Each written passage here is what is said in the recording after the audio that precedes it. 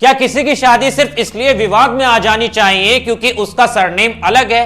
क्या एक लड़की के शर्मा या बाबा होने से उसके संस्कार बदल जाते हैं? क्या दो लोगों का प्यार, भक्ति और समझदारी समाज की जाति वाली सोच में दम तोड़ देना चाहिए? और सबसे बड़ा सवाल, हम किस जमाने में जी रहे हैं जहां शादी से ज्यादा अफवाहें ट्रेंड करती हैं?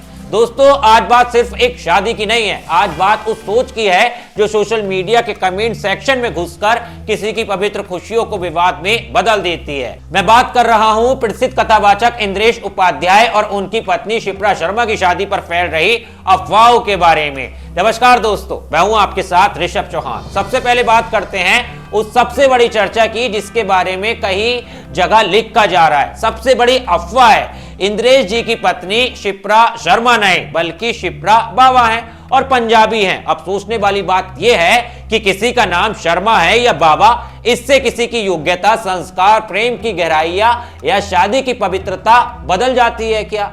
असल जानकारी यह है कि शिप्रा हरियाणा की रहने वाले हैं। उनके पिता हरियाणा पुलिस में डीएसपी रह चुके हैं। परिवार अब पंजाब में रहता है। बस इसी वजह से लोग सोशल मीडिया पे कई जगह बाबा और पंजाबी कहकर अफवाहें फैला रहे हैं। लेकिन यहां सबसे बड़ा सवाल यह है, क्या किसी लड़की की जाति, बिरादरी, भाषा या सरनेम का उससे सबसे पहले सामना शादी के मौके पर ही क्यों कराया जाता है? हमारे समाज को आखिर यह अधिकार किसने दे दिया कि वो किसी के नाम या गोत्र पर बहस करे? शादी दो लोगों के बीच होती है, ना कि दो सरनेम के बीच। अब सुनिए दूसरी सबसे बड़ी चर्चा, ये भी काफी तेज एक अफवाह जो है वो फैल रही है। लोग कह रहे हैं ये लव मैरिज है और कुछ कह रहे हैं कि ये अरेंज मैरिज है। लेकिन सोचिए, लव हो या अरेंज, इससे समाज को इतना फर्क क्यों पड़ता है? क्या दो लोग अगर एक दूसरे को पसंद करके जीवन बिताने का निर्णय लेते हैं तो क्या इस पर सवाल उठाना सही है? और अगर परिवारों की सहमति से अरेंज मैरिज हुई है तो क्या यह काम सम्मानजनक नहीं है?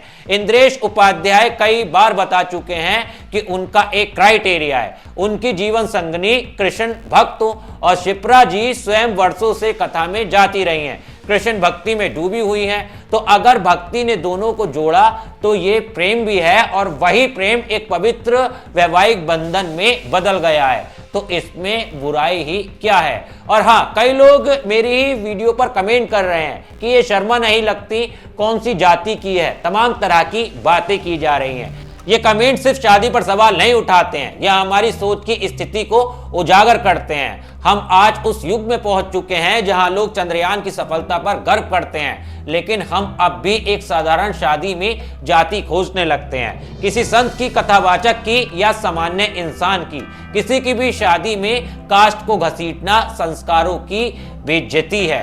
कृष्ण ने कभी किसी को जाति से नहीं परखा, राम ने भी कभी किसी की जाति पूछकर प्रेम नहीं दिया। फिर हम कौन होते हैं किसी के रिश्ते की शुद्धता को कास्ट से नापने वाले? एक बात साफ है, उनकी भक्ति, उनका संस्कार और उनकी विनम्रता ही उन्हें इंद्रेश जी के जीवन में लाई है, ना कि उनका सरनेम। खैर दोस्तों, इस पूरे मामले पर आपकी क्या राय है? आप क्या सोचते हो जिस तरह से ये बातें जो हैं वो फैलाई जा रही हैं, और मेरी बातों से आप कितना सहमत हो? क्या आपको लगता है जो कुछ भी मैंने कहा वो सही है या फिर आप उसे सही नहीं मानते? एक बार कमेंट में जरूर बताना। और हाँ, खासकर ट्रेंडिंग टॉपिक्स के लिए, क्राइम स्टोरीज के लिए मेरे चैनल को सब्सक्राइब करना मत भूलना। मिलता हूं आपसे किसी और वीडियो में, तब तक के लिए धन्यवाद। जय हिंद।